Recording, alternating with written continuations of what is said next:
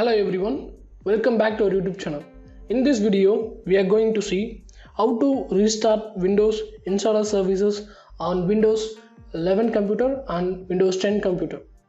Now, first click on the search icon and type services. Here you can able to see services in gear shape and you run as administrator. Now just scroll down.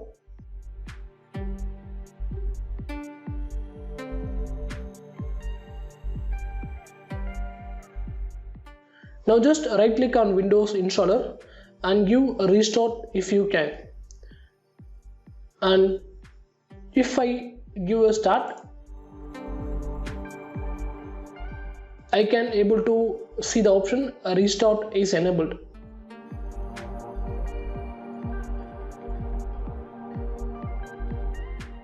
And if you need to stop Windows installer, just right click and give stop.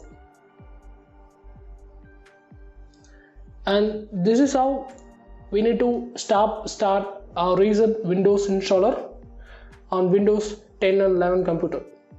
I hope this video is very useful for you. If you really like this video, do like, share, comment and subscribe. See you all next video. Bye bye. Take care.